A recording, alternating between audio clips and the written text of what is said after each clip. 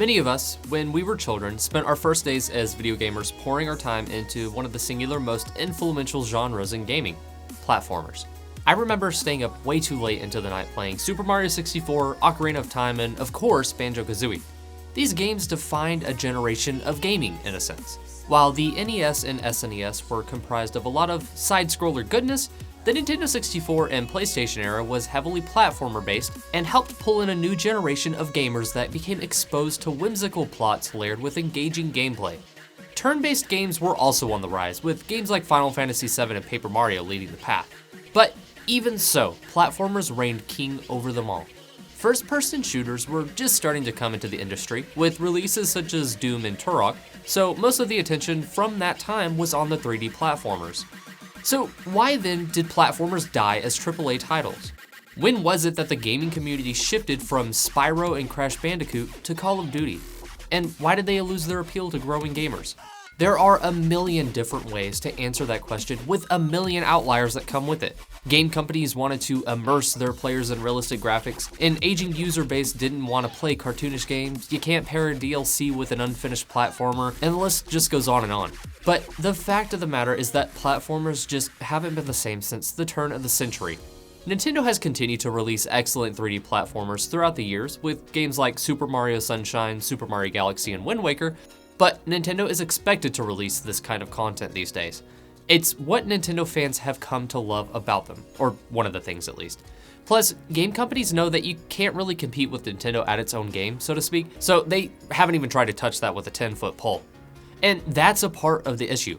A huge part of my childhood, and a lot of you can contest to this, was the Banjo-Kazooie series. Banjo-Kazooie and Banjo-Tooie are what I would describe as the pinnacle essence of 3D platformers. Sure, Super Mario 64 kinda helped mold what was to be expected from 3D platformers, but I swear, anytime 3D platformers are brought up, these games are always a part of the discussion, and there is a big reason why.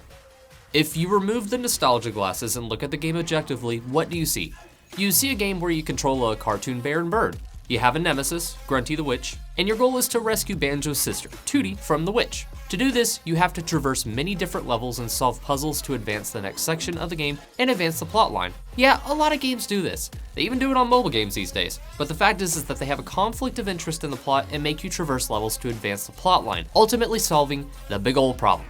But there's more to it than that with these games. You have items to collect, like puzzle pieces, music notes, and weird little elf dudes. There are whimsical characters on each and every map that are distinctly entertaining in their own ways. Each of them have their own problems you can help solve, some casting you into minigames to remedy their issue. Hell, you even have to transform into different creatures and items just to help solve puzzles in a world. Everything has a cause and everything has an effect. Nothing in this game is linear or handed to you, but at the same time, it's completely fair. You're presented a challenge of both problem solving and skill while never losing engagement in your environment the entire time.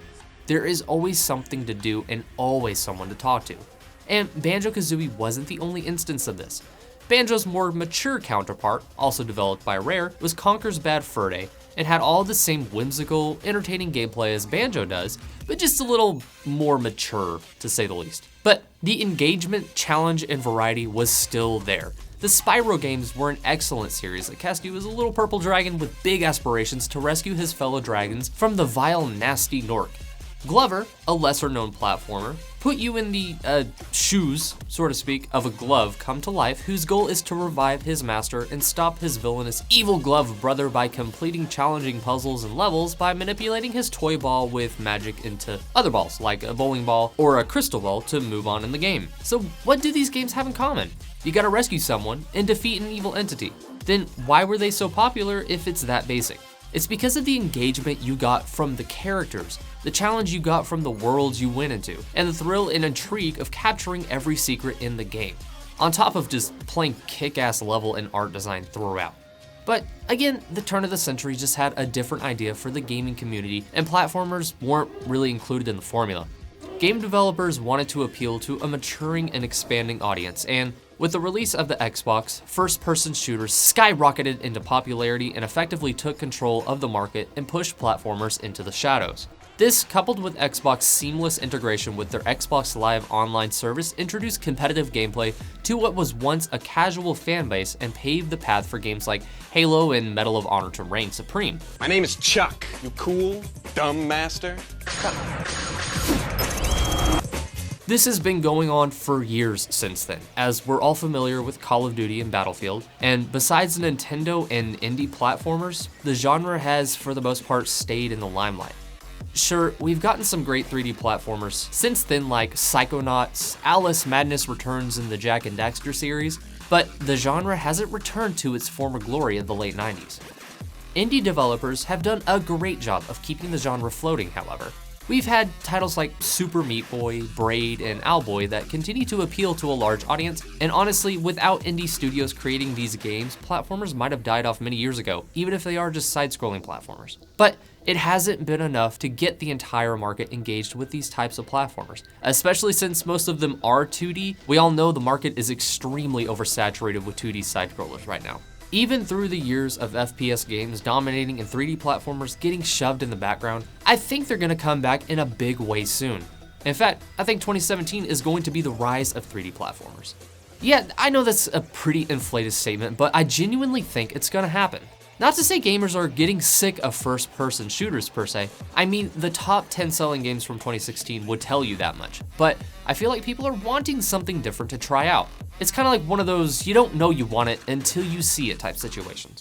But I don't think I'm just gonna leave it at that. I have hard facts to back it up, buddy.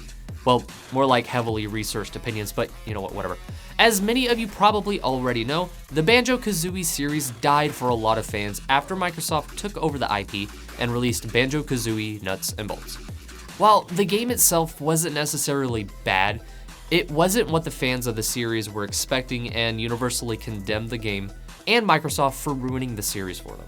I mean, they didn't want a racing game for Banjo-Kazooie, they wanted the third iteration of a 3D platformer for Banjo-Kazooie.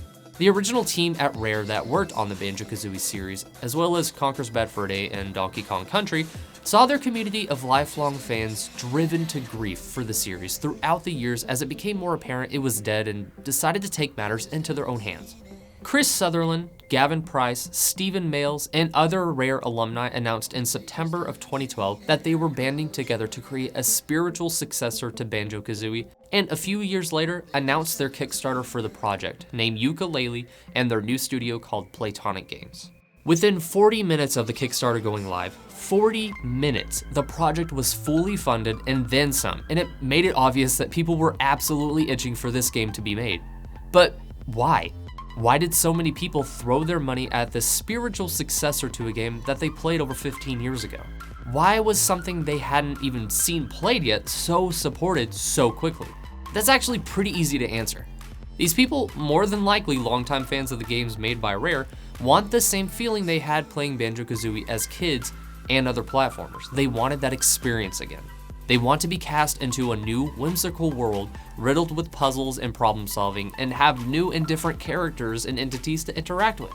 They want this team, who poured all of their creative imagination into their games at Rare, to have no qualms or difficulties bringing their childhood back to them in a new and exciting fashion. And what have we seen as an effect so far? Maybe it's just a personal desire more than anything, but platformers are starting to creep out of the woodworks. Ratchet & Clank was revived last year and met with open arms across the internet, IGN's Marty Sliva calling it one of the most charming, creative, and rewarding adventures in recent memory. The first 3 games from the Crash Bandicoot series are being completely remastered after a long hiatus, most recently being released in the Skylander series alongside Spyro the Dragon, subsequently killing him too. People went nuts for the announcement at E3 last year. Even Psychonauts is getting a direct sequel after its own successful crowdfunding on Fig.co, which it hit in January of last year, and it already released another VR game this February. Not to mention, with the release of the Nintendo Switch and the announcement of new games like Super Mario Odyssey, it looks like Nintendo is wanting to return to a more traditional 3D platformer style similar to Super Mario Sunshine and Super Mario Galaxy with its mascot series. Don't get me wrong, Super Mario 3D World was my jam, but returning to a more open-worldish platformer style that isn't so linear sounds so refreshing. Also, think about it. The kids of this generation haven't gotten a chance to truly experience 3D platformers the same way that us 20 to 30-year-olds did back in the day. A lot of the kids' games have shifted to either Lego titles, which are great, don't get me wrong, Minecraft, which is also excellent, or just nods to older games. The point being, a lot of the industry has shifted with the age of gamers as they've grown.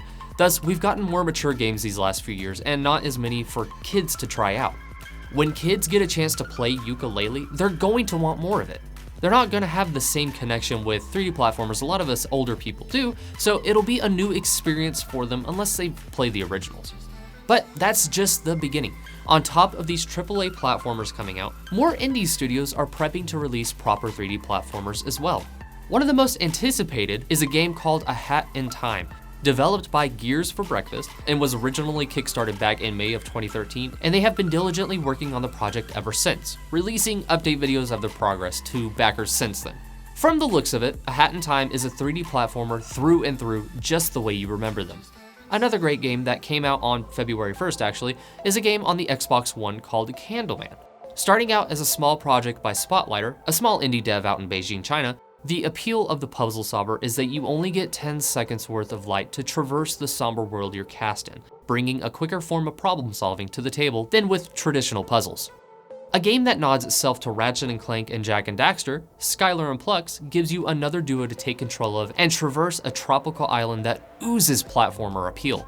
This game seems to rely more on weapon and gadget obtainment for advancement rather than puzzle solving, but it still screams 3D platformer from the turn of the century. And last is the game Poi, developed by Polykid and actually released at the beginning of February as well. This is one of those few instances where early access was done right on Steam. Destructoid said Poi looks like all the best 3D Mario games combined into one. And Hardcore Gamer said Poi is a fantastic reminder of why the 3D platformer is so fondly remembered. Obviously, these developers had a lot of influence from platformers from back in the day, so you can expect the same experience going into this game. And these are just a few examples that show so much promise for the growth of the 3D platformer genre.